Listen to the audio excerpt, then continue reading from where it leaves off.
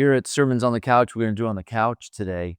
And this is a week where thought of a topic to talk about. The Pope had passed, I think it was last week, and seeing, a lot on it. Places we went, we had our grandson's communion on Saturday and, Unity Church, different places were talking. I mean, the whole world was probably talking about it. And it's really interesting. I think that there's some things that we can study in the course can learn and see. And, I mean, the Pope is such a great man, such a great man. I don't know the Pope, and which is really interesting because do we ever even see anyone? Or do we see what we've been fed or pictures of them, what we've been told about them, our past memories of them? It's interesting that we actually don't really see another human being. We see what our projections really are, that they show up a certain way in accordance with those projections. So is the Pope a good man or a bad man? I don't know. It's not, that's why none of us can really judge, because it's not up to me to say whether that is or not, because I don't even see the Pope. I only see a body, and this goes for everyone in our life. It's interesting. I know there's been there's all different sides of the fence and even schools of thought. You look at some of the symbolism in Catholicism. Is it really in alignment with Christ?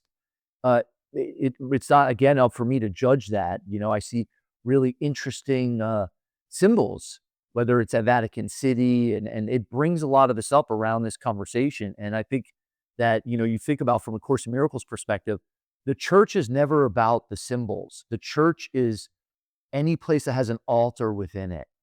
So really, you and I are the church ultimately, whether you want to say Jesus' church or the Holy Spirit's church, and that the altar is within us.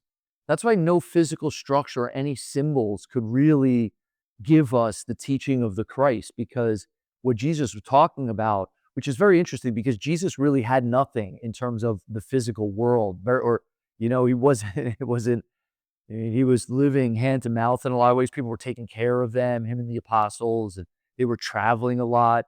So it's very interesting of what do these symbols mean for us? And where do we make idols as though the thing, whether it's this really beautiful church or these really long gowns and all these things, do we think that they bring us to the truth? Do they bring us to the Christ?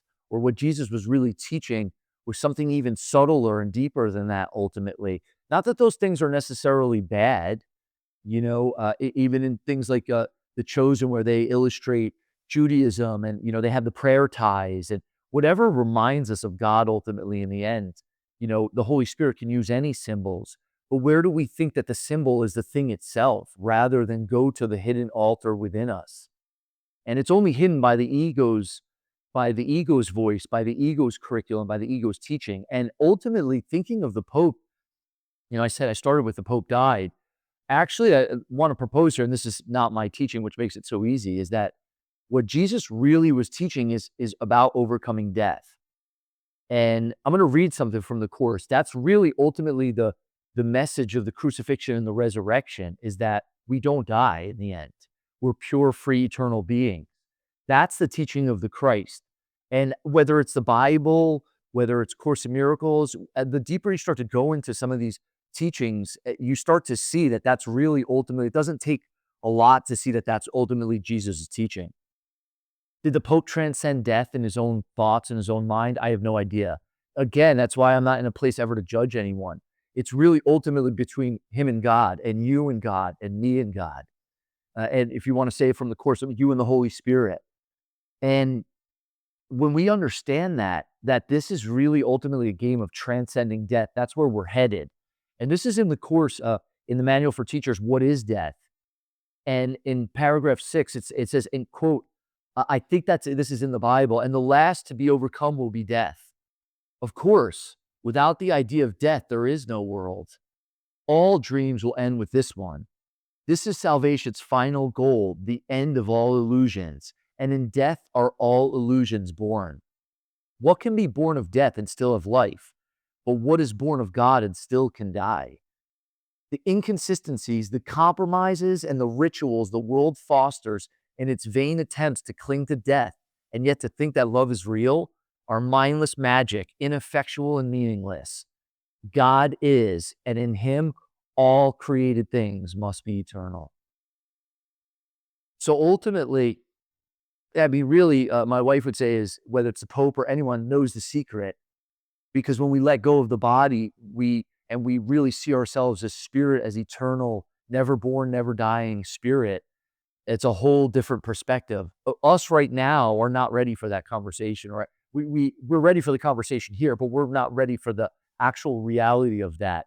That's why we have A Course in Miracles. That's what Jesus was teaching us to start to train our minds to transcend death while we have a body. And that's the curriculum of this game. And then ultimately, when we get that curriculum so deeply, there's no need for a body anymore. And there's no need for even a world and time. That's a whole different conversation. What the Course would call knowledge, that's not the scope of this course and the scope of what we talk about here. And did the Pope realize that in his final moments or leading up to his final days? I have no idea, and I'm in no place to judge. But I'll tell you this: for you and for me, while we still have a breath and we still have this body, let's use our life really, as he says in the course, using time solely as a means of regaining eternity. And you can use your life in every day like that. Whether the Pope did that or not is really ultimately none of our business in the end. That's between him and the Holy Spirit. What is it between you and the Holy Spirit that's going to bring you to ultimately waking up to, as Jesus said, everlasting life?